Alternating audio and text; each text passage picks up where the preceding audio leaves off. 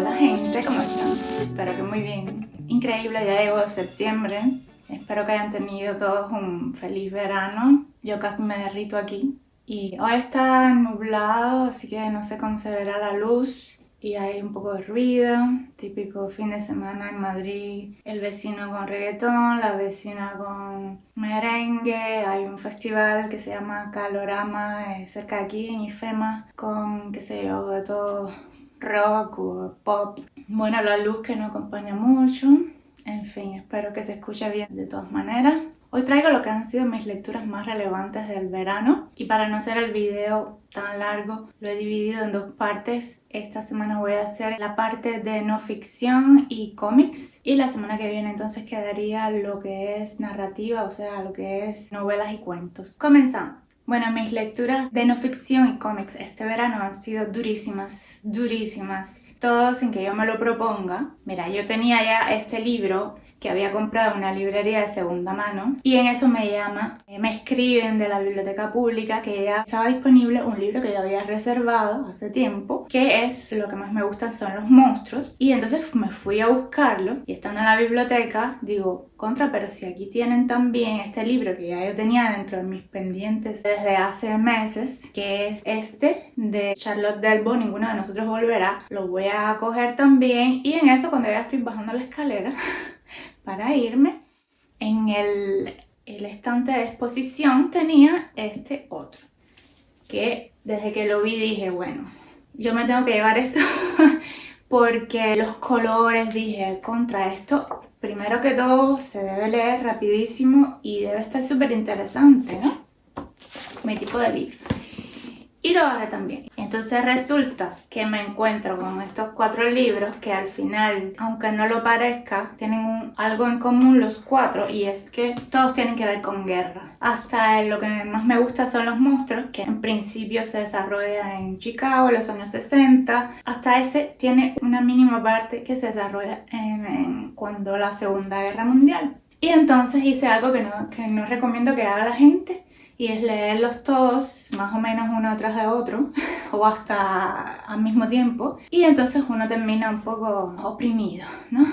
Ahora lo que yo necesito leer es algo lleno de flores y de optimismo. Pero bueno, son 4 libros que no por ser difíciles y duros carecen de valor, ni de interés, ni de importancia. Para mí los 4 yo los recomiendo. A los 4 me gustaron mucho y voy a decir exactamente de qué van. Bueno, lo que más me gusta son los monstruos. Para quien no conozca, es una novela gráfica donde el personaje principal es una niña, Karen, que ella se ve a sí misma como un monstruo. Por eso siempre la dibujan con esos colmillitos tan simpática que se ve. Y bueno, ella, cuando una vecina aparece muerta en su apartamento, a Karen le da por ponerse entonces el traje de detective y comenzar a investigar qué fue lo que de verdad sucedió. Como ven, las ilustraciones son excelentes.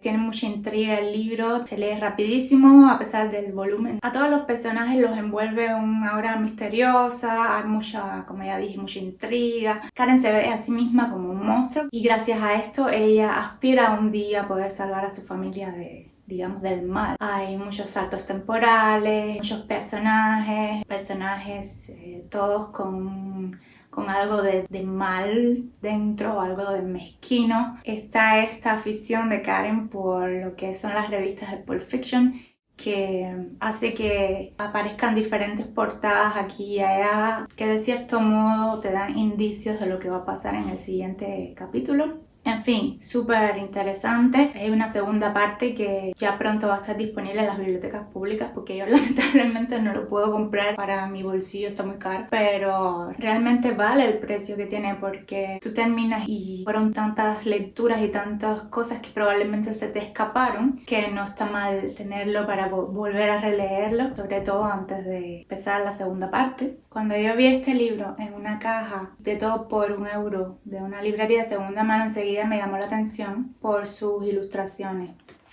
Siempre digo que este es el tipo de libro que a mí que es mi tipo de libro, un libro que alterna textos cortos con ilustraciones. Y vean que las ilustraciones aquí son muy potentes, en blanco y negro, con tipografía intensa, ¿no? Agresiva, realizadas por un artista visual libanés que se llama Mazen Kerbash. De lo que se trata aquí es de textos extraídos de blogs, correos electrónicos, poemas intercambiados por familiares y víctimas de la guerra del Líbano de 2006 y reunidos aquí como una especie de mensaje de paz, a la vez que se denuncia todo lo que ha traído esta guerra, los desplazados, los muertos. Y para mí fue muy revelador cuando tú lees el prólogo del libro.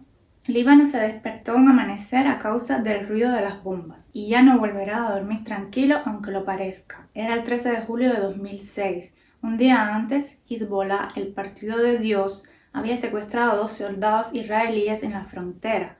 La masacre que siguió, casi 1.200 personas muertas, más de 4.000 heridas, la mayoría civiles, de ellas gran parte mujeres, niños y ancianos, 1 millón de desplazados, decenas de miles de personas sin hogar. Duró casi 5 semanas, lo suficiente para asegurar no solo que el país retrocediera 20 años, sino la desestabilización política venidera. Tú sientes escalofrío porque es que es demasiado conocido. Es el principio de tantas guerras pasadas y presentes. El mismo ciclo se repite una y otra vez, la misma mierda. Como decía Saramago, el hombre es un animal envenenador. Por excelencia, el animal que ensucia. Parece que nunca vamos a aprender. Y bueno, los textos son de una gran belleza y crudeza también. A mí me gusta mucho la poesía y la verdad es muy simbólico todo lo que se dice aquí. Como en los correos electrónicos viene la parte más, los hechos, ¿no? Las estadísticas. Y en la parte más poética viene lo que es el desahogo de la persona, los cuestionamientos, el por qué nos pasa esto, la desesperación de no poder hacer nada, de no haber escogido ese destino, de no haber tomado ninguna decisión, no haber hecho nada mal. Gente que iba a su trabajo todos los días, que criaba a sus hijos, que cumplía con la ley y de repente se encuentran por una decisión de gente que ellos no conocen, que se supone que dirigen los países y que deciden que la guerra es lo que toca. Mazen Kerbash dibujó los gritos y el silencio. Lo más difícil de describir es el silencio.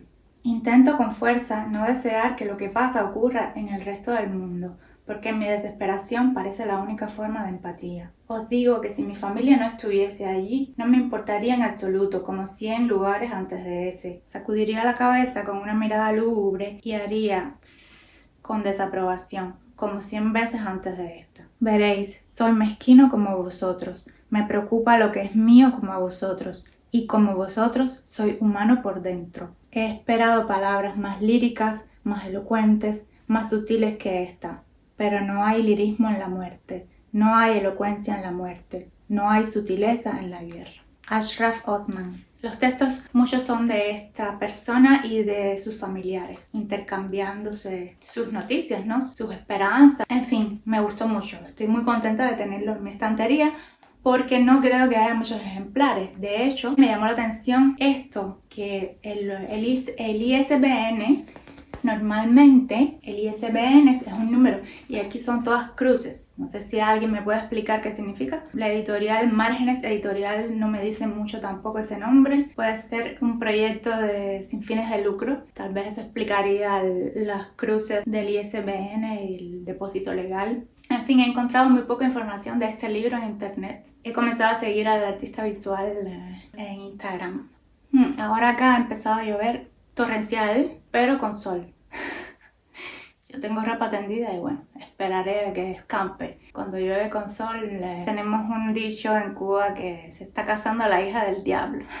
Este libro yo sabía que me iba a gustar mucho. Lo saqué de la sección de biografías, pero es en primera persona. Son las memorias de esta mujer, de Charlotte Delbo, y de su estancia en los campos de concentración durante la Segunda Guerra Mundial. Ella era francesa, de la Resistencia, y la arrestaron a ella y a su esposo. Y a su esposo lo fusilaron. Ella pasó por una prisión primero, la Sante creo que es el nombre, y luego se la llevaron a los campos de concentración. Y lo que me gustó es que, aunque es muy terrible lo que se cuenta aquí, ella lo hace de una forma tan poética que te permite alejarte un poco. Por supuesto que es realista, pero a la vez la poesía hace un poco tomar distancia. Ella mezcla lo que cuenta comienza con sus recuerdos de juventud, con sus recuerdos de la prisión, donde se tuvo que despedir de su esposo, y también de la forma que está escrita. A mí ver las cosas escritas en blog sin aeración,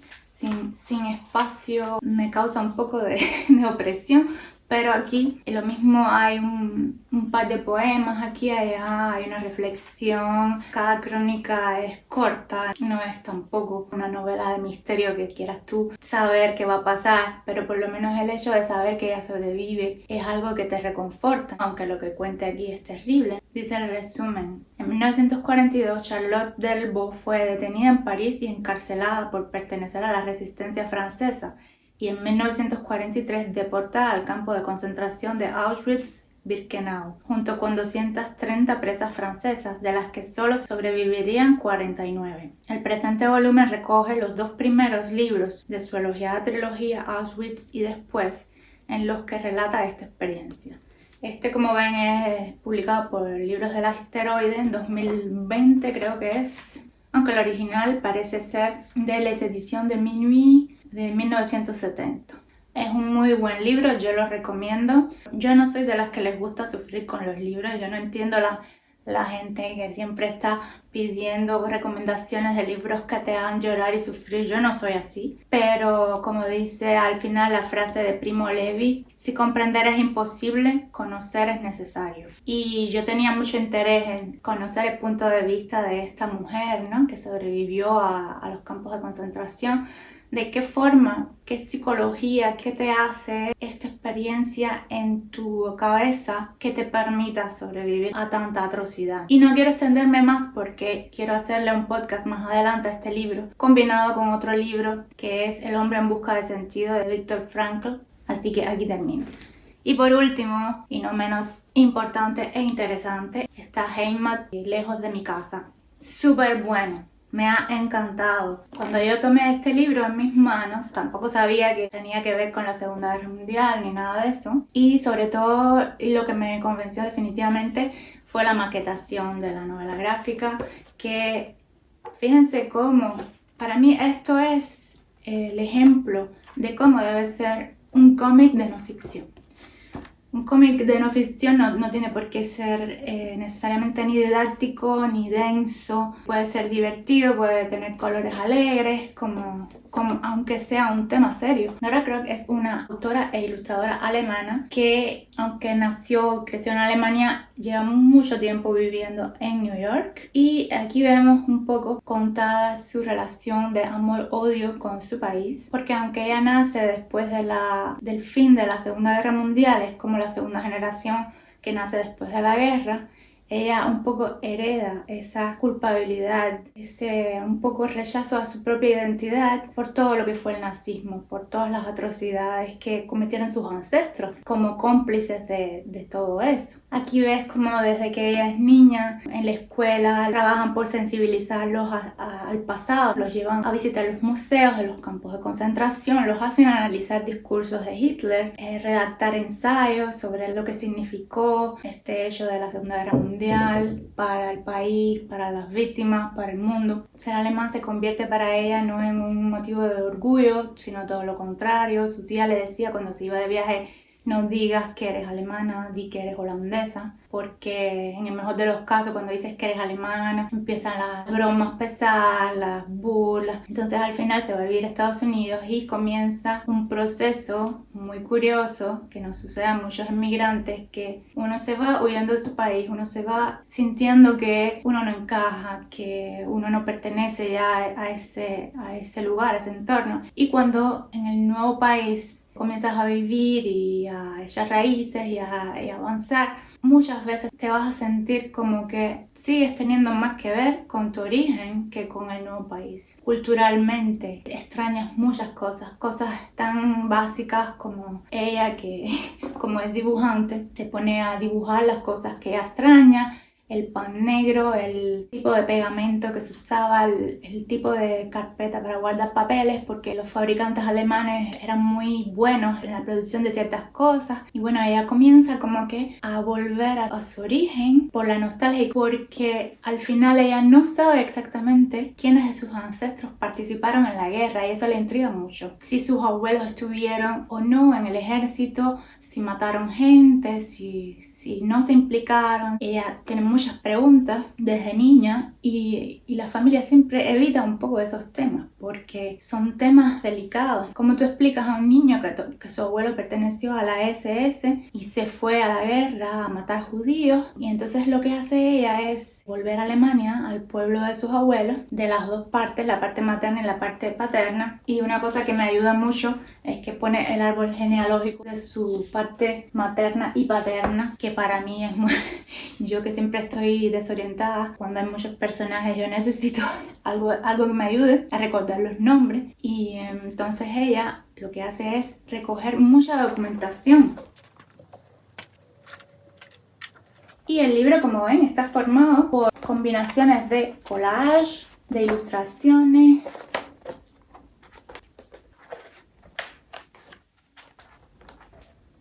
Aquí hay fotos de la época, cartas, viejos documentos de cuando la niñez, de sus tíos. Y entonces ella empieza a recopilar toda esa información para ver si descubre más sobre la vida y sobre todo sobre la participación de sus abuelos en la Segunda Guerra Mundial. Lo que me gusta es que a la vez que vas aprendiendo de la historia de ella, vas aprendiendo de la historia de Alemania, no de la historia que siempre se cuenta, la historia de la guerra, sino la historia más administrativa y más familiar, cómo las familias enfrentaban eso, cómo era la relación entre los vecinos. La comunidad judía en este pueblo desde hace siglos no era algo nuevo que fueran discriminados. Ese antisemitismo viene de mucho antes, ¿no? De siglos atrás. El Heimat, como ella lo explica, viene siendo la patria, el hogar primigenio, esa imagen que uno tiene de dónde viene, que está en el recuerdo, y para un emigrante se vuelve un poco difuso, ¿no? Como el padre le decía, su Heimat de él, porque él terminó yéndose de su pueblo por diferencias con su familia, y su Heimat él decía que no existe, que era ese pueblo, ese paisaje en un momento de su vida, pero que ya no existía. Entonces es un concepto un poco romántico, podría decirse. Ahora mismo yo no sabría decir cuál es mi Heimat, si es un recuerdo de felicidad en donde estás con tus padres, tal vez en un cierto lugar donde creciste y fuiste feliz, pero si ahora regresas a ese lugar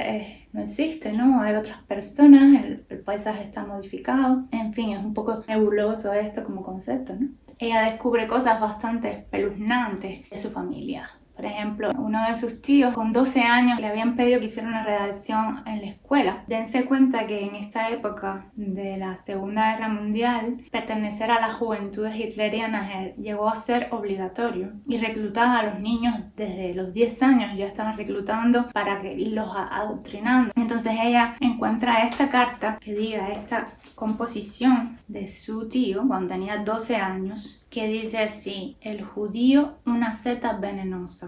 Cuando sales al bosque y ves setas bonitas, te crees que son buenas, pero cuando te las comes, las hay venenosas y que pueden matar a una familia entera.